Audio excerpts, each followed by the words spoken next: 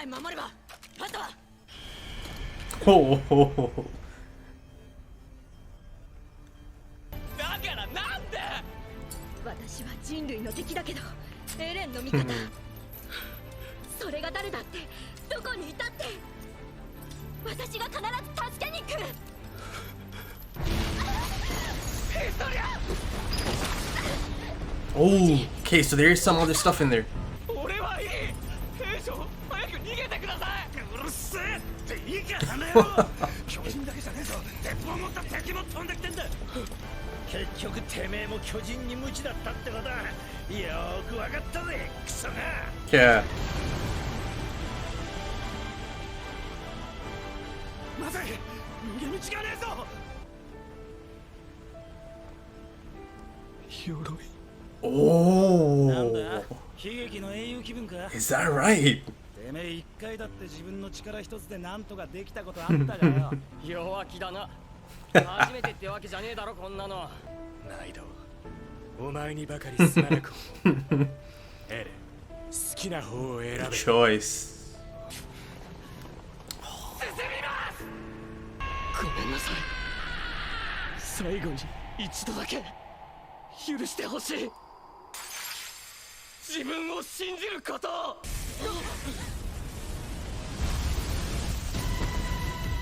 Okay, so it said art. Ooh, okay. Ooh.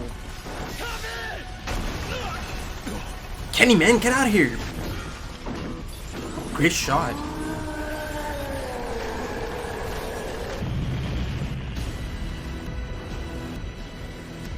Oh. この距離であの大きさとは目測でも超大巨人の2倍はある。 But it's crawling. という間に団長 It makes sense. 進む。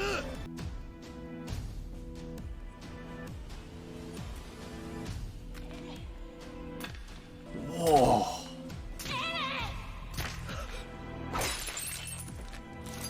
Look at that. Okay, so hopefully he has it now. Hopefully it's part of his system now. お前を巨人から切り離してもこの巨人は消えてねえ。結構なことじゃねえか。 Plug up Maria. つまりこれでウォールマリアの穴を塞ぐことが可能になった。ウォールマリアの奪還。そうすればうちの地下室を調べられる。 The basement. 親父の正体は。 Now you actually have some time to process this, man. でも正直言うと、あなたが泣きわめきながら気持ち悪い走り方で飛び出したあの瞬間は、もうこれはダメだ。おいだおいだ。このおばんげねえやつはシュッとしないや。ため止めさせてからこんなあたりが。みんな無事か。ハンジのみ負傷だ。大事には至ってないようだな。整理してみよう。 Yes, yes, yes.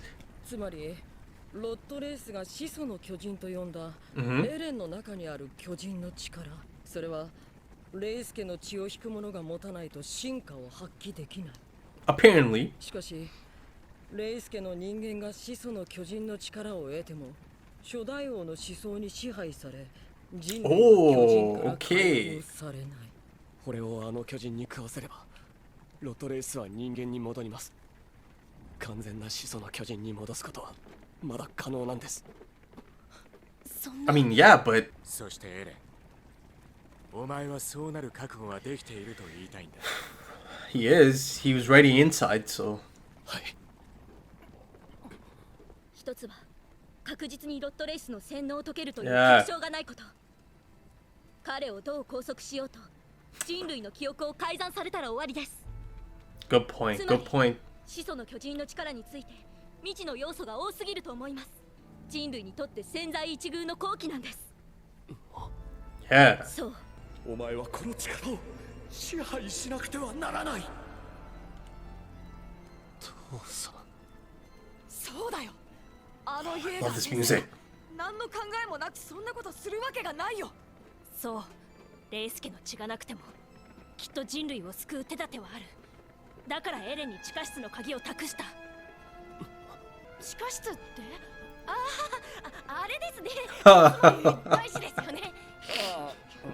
Nicely done. 塞ぐめどがようやく立ったんだ。礼拝堂の地下で私は巨人になったあなたを殺そう。 Yeah, I believe 本気で思った it. それも人類のためなんて理由じゃないの。お父さんが間違ってないって信じたかった。この戦いが終わったらお前は正当な王位継承者として女王になれ。 Become the queen, just like that. 女王様。正当な王位継承者が偽物から王冠を取り戻したって物語が必要なんだ。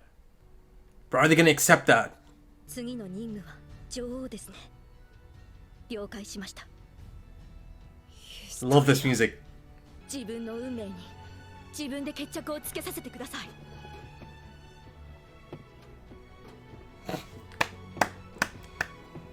女王になったらあのチビを殴ってやればいい。 Ooh, Levi? 避難はさせません。何？ Nani? 住人にはこのままオルブド区に留まってもらいます。 He's always got a risky plan, man. Okay, so compared to the last few episodes, this one can almost qualify as a breather episode, right? You know, a breather for the characters and a breather for us, the audience. So, you know, you build the tension and then you release the tension, right? It's usually not a good thing to constantly bombard the audience with high points, right? You know, because then people tend to become desensitized to a stimulus if experiencing it constantly. So it's always good to have a sense of contrast in there, right? Now, I said it's a breather episode, or at least it feels like a breather episode compared to the bombastic nature of the last few episodes. But, you know, that doesn't mean it wasn't productive. It was actually really productive, especially in terms of some much needed character development. A lot of really good stuff there. I'll get into that in a bit. But, you know, essentially, I feel like this episode really allowed them to, kind of sit back a bit, right? Reflect on everything that's happened in the last few hours, right? A lot of things, a lot of crazy things have happened in the last few hours. And, now it kind of gives them a chance to kind of sit back, bring their heads together and try to, put together some of this craziness that's been going on, try to make sense of it all, and and potentially come to an accord in terms of the whole Rod, Reiss, Titan, potentially eating Eren situation, right? Or just in general, like how to deal with this big problem, right? Now, before I go to the beginning of the episode or top of the episode, I really need to mention this Mikasa Historia bit at the end. You know how she told her that you can punch him in the face, punch the runt in the face. It kind of felt disconnected to me. I don't really understand the reasoning behind that. I mean, Levi wasn't, rude or aggressive. I mean, he was being his usual self, right? Moody self. So I don't quite get that.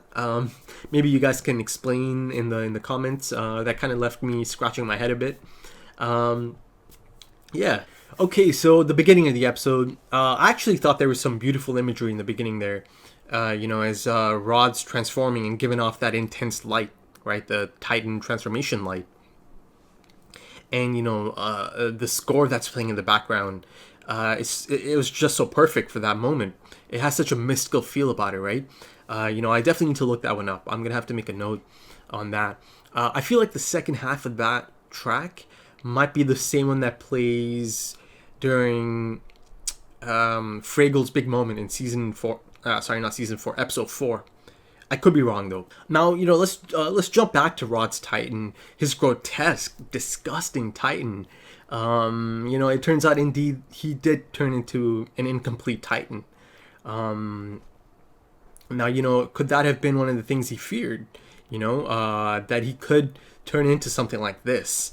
And I have a feeling that some of the things I mentioned in the last episode are probably, a mix of a few of these things kind of led to this Titan. the fractured spine, maybe the incomplete dosage, maybe even his age could have played a part into this, right? Was Historia also going to turn into something similar? I don't think so. I think her Titan probably would have been more like Frida's base Titan before she consumed her uncle and took on the founding Titan. Guess we'll never know, right? But going back to Rod, Kenny reiterated the point, the fact that Rod himself didn't really know much, right, about the Titans and this situation. So earlier on I mentioned character growth and character development, right? And Historia goes from strength to strength, right? She's had such a dramatic shift, and she was actually featured for long parts of this episode. She took center stage in this episode, and even going to that carriage, instead of Hanji and Armin, it's Historia who points out holes and flaws in a potential let Rod Titan eat Eren plan, right? So I thought that was a big deal. I'll get back to that. But going back into the cave, she had some great dialogue, as she's trying to free Eren from the shackles. I can't be a good girl, but I don't want to be God either, right? That was a great line. But the other line of dialogue that really encapsulated why she would make a good queen and possesses some of the fundamentals of being in a position of power, is how she told Eren that she's always just wanted to help those in need, right? Regardless of their affiliation, right? And especially those that feel disenfranchised and unneeded, right? So she really has come full circle, right? And it's clearly a positive change arc for Historia, and it appears that it's nearing its conclusion at this point. Hopefully they go on to take care of this big problem in Reiss, and she ends up being queen, right? So great stuff, right? Now I'm calling it a positive change arc because it just has so many of the telltale signs of a positive change arc. Levels of personal unfulfillment and denial, being forced to challenge her beliefs about herself and the world she lives in and is surrounded by, and conquering her inner demons, and as a result of that, potentially conquering her outer antagonist as well, right? So again, like I said before, it does feel like it's nearing its conclusion. Now let's move on to Eren. Man, I'm so happy. I'm so happy that he's finally getting some, much needed character growth, some much needed, character development. These last few episodes have thoroughly added, layers to his character. So I'm really happy about that. And it appears that he might also be going through a positive change arc, but it's not as clear cut and by the book as Historia's positive change arc. And since he's a protagonist of this story, his it's still an ongoing thing, right? Yes, it has some of the telltale signs of a positive change arc, but it's an ongoing thing, so who knows how it's going to end. So it appears that Eren is going through a crisis phase, right? A bit of a self-doubt phase. And now I get to see how he deals with things like trauma, immense trauma, right? And loss and death. Actually, I think that's probably one of the many themes of this anime, right? Of how people deal with things like trauma and loss and death in their lives.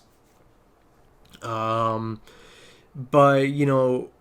he's confronted with the need to change at this point, and he does. But the fascinating thing here is that it appears that this might actually be the first time he's truly believed in himself, right? Because you see, as he bites down on the armor fluid, he thought, since this is the end, just this once, let me believe in myself, right? So that was kind of it was kind of sad to see that, and it was really good to see that as well, right? Because as compared to before, things would drop into his lap at a moment's notice, some crazy things, and he would just go along, right? He would just say, "I'll do it," but it felt like he always did it in a state of panic, right? So by making the decision to bet everything on himself, he marks the end of his reactive phase, right?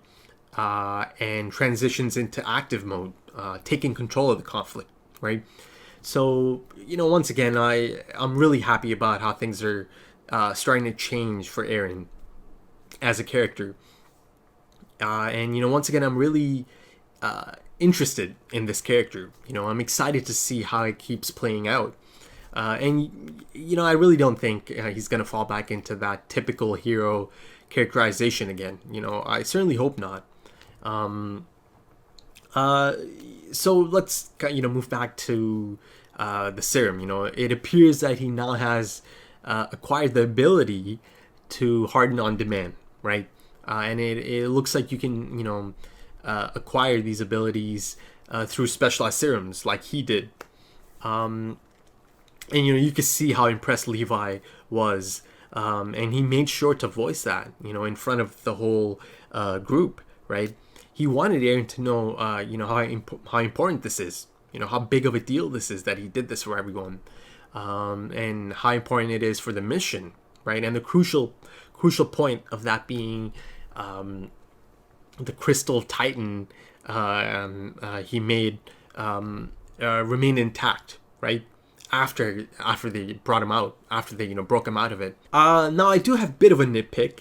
How come they were able to crack through the crystal and get Eren out, right? Because not too long ago, it was able to shield them from gigantic falling debris, but then later they were able to crack through it and pull him out. So let's move on to the carriage. A lot of really interesting things came out of those scenes. So Hanji, basically recaps and reiterates some of the more important information that came out of the last few hours, right? So she basically said that unless you're someone of Reiss blood, you're not going to be able to get the full potential of the founding titan. But then if you are of Reiss blood, you are then controlled by the pacifist stance of this first king, right? And she found it curious that this first king classified this as true peace, right? And that really does get you thinking about this first king, and if he actually truly believed that this is the best situation for the people within the walls. What's out there that he'd rather not mess with, so much so that he kind of lives on through these recipients of the founding titan and almost kind of possesses them, right, in certain aspects. At the end of the day, I don't have enough information, right? So it's not out of the realm of possibility that he might have been justified in doing this. He might have had his reasons. At the end, you guys know at this point, by this point that information is key here, right? Like I'm not gonna take a definitive stance on this, without having some context, more information. Now, staying on Hanji's step-by-step recap, I kind of wanted to talk about how exposition is handled in Attack on Titan in Shingeki. Now, the whole concept of show don't tell is that certain important information is exposited in a manner that feels natural to the story and the characters in the story, right? So as the story progresses, the audience is able to absorb everything they need to know naturally, right? Effortlessly. That's good exposition. And Attack on Titan does that. Isayama does that. It's executed beautifully. Now let's talk about bad exposition for a moment. It usually comes across as dialogue, right?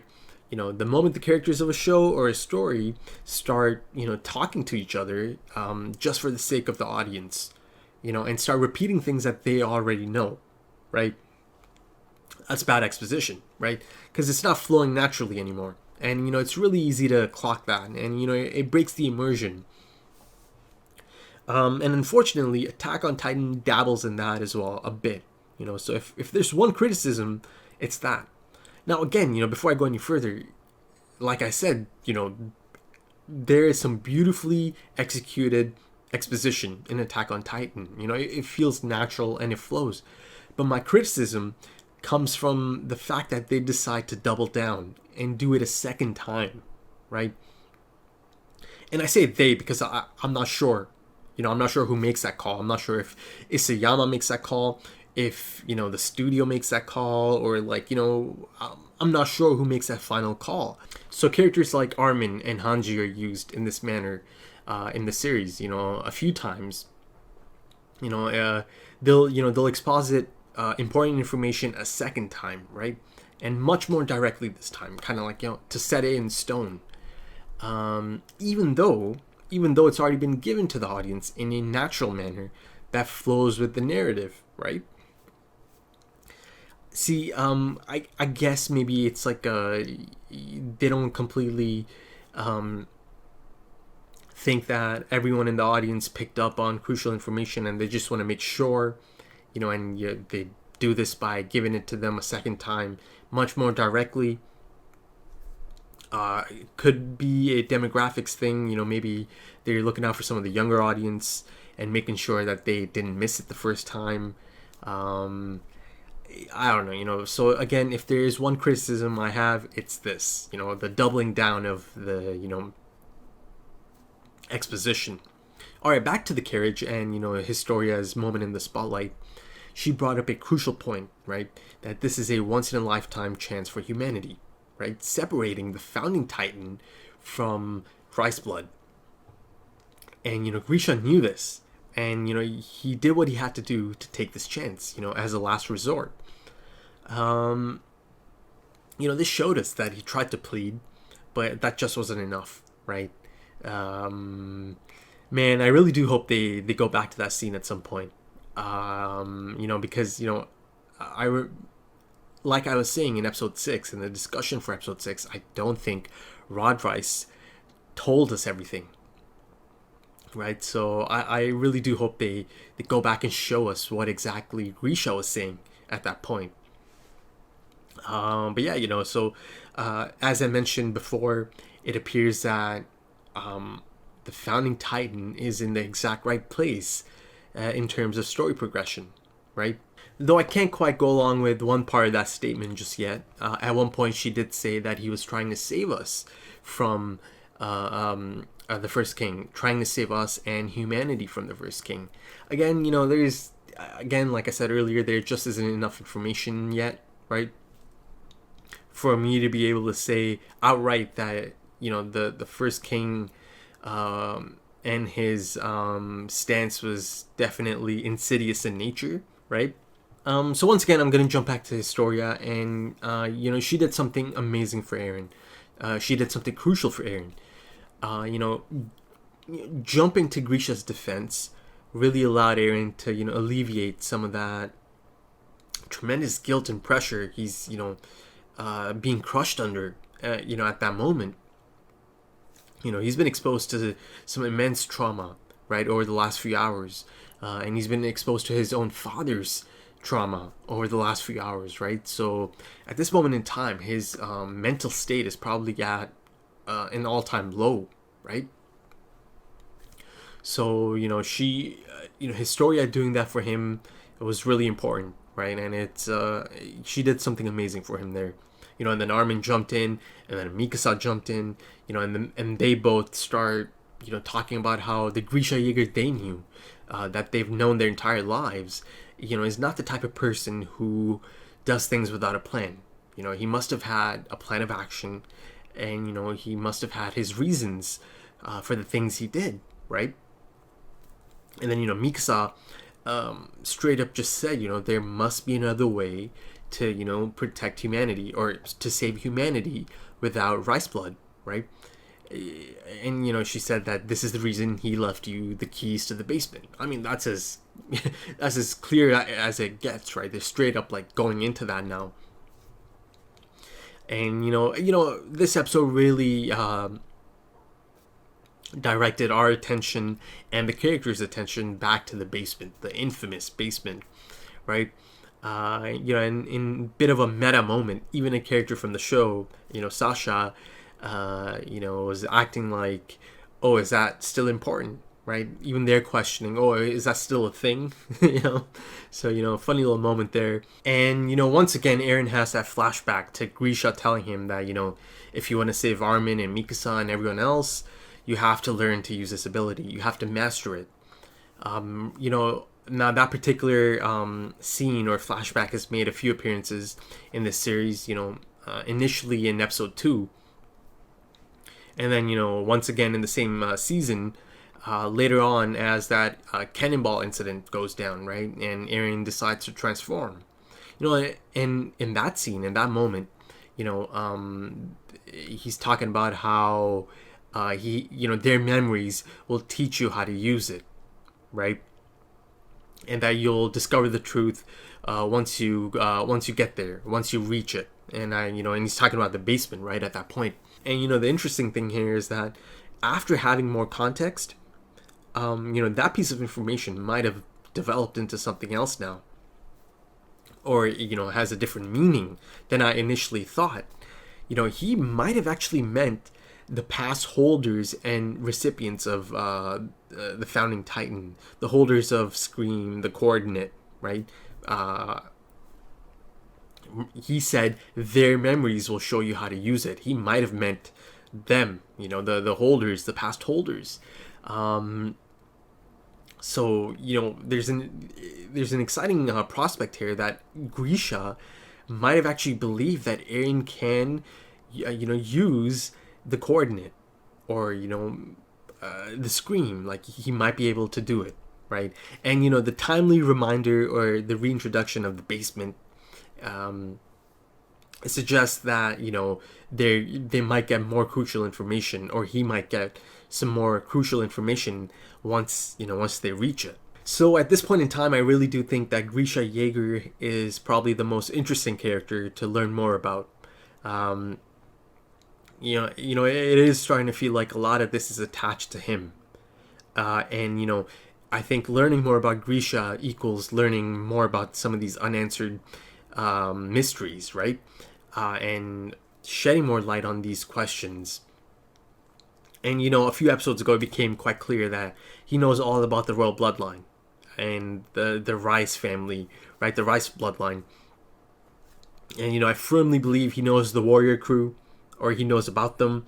And, you know, I still firmly believe that, you know, the Shifter and the Beast Titan is a relative, and I think that's his brother. So, yeah, you know, Grisha Jaeger, man, Grisha Jaeger. And in terms of taking an educated guess at, you know, what they might find in that basement, I think you have to, you know, kind of look around at the current state of the story. You know, you kind of have to take a step back and think of, you know, what these characters really need, right? And in extension to the characters, us, the audience. There's just so much mystery, right? There's so much mystery in this show. And I think, you know, knowledge, information, the truth, you know, they yearn for the truth. So I think these are the kind of things that they really need at the moment, right? Again, there's just so much mystery, and I need answers. You know, the characters need answers.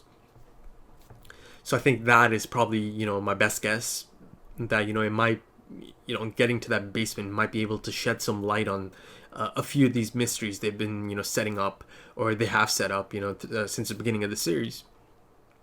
So yeah, you know, all roads are leading to the basement. You know, they've kind of redirected our attention to that basement again, you know, throughout this episode. So yeah, you know, that's probably my best guess at the moment.